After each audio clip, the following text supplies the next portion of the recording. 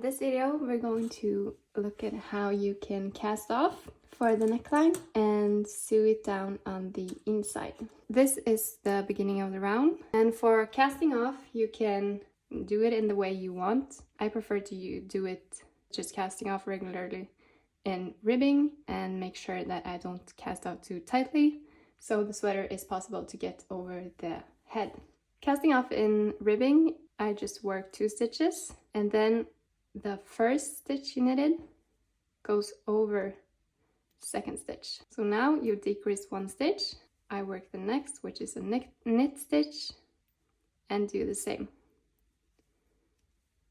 I feel like when I knit one, purl one, I get a bit more elastic than if I just knit all of the stitches, but this is just a matter of preference. The most important thing is that the cast off edge is not too tight, so it's easy to sew down on the inside, and it's a bit elastic, so you can get the sweater over your head once you're done with it.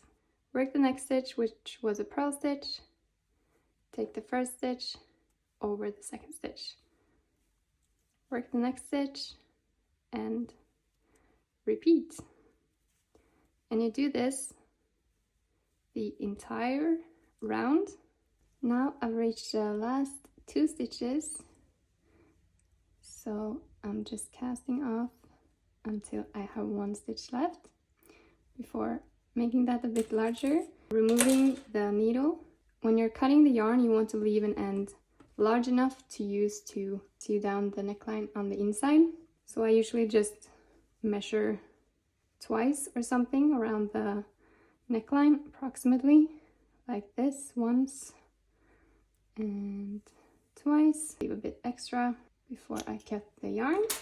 Take the yarn tail into the loop and tighten. When sewing down the neckline, I use this kind of needle. It doesn't really matter, but it's easy if you have a needle that's not too thick or too thin, so approximately the same thickness as your yarn. To prevent this little bulk here, I just take the needle through kind of the first V there and tighten a bit, and then into here, so you almost like create 1 stitch to attach the beginning and end of the round, and then you're ready to sew down the neckline.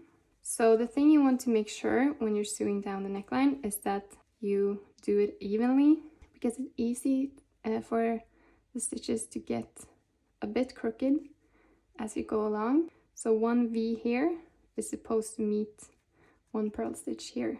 So usually I just go into the cast on edge here and tighten a bit. I like to go into the cast off edge in this part. And you can sew down in each and every stitch. I don't have the patience, so I do every other. So every knit stitch here will meet a purl row here. So I go into this part and just grab a stitch along the cast on edge on the inside. And as you go along, just make sure that you don't make the neckline opening too small. Make sure that it's still elastic.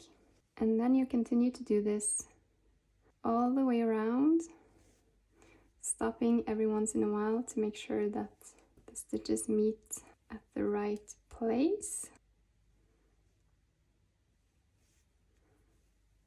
Now I've reached the final couple of stitches right here. So just finishing off the neckline like this. Making sure one last time that it's elastic enough and big enough. And if you can feel that it's a bit too tight, you can just go back and try to loosen the strand of yarn.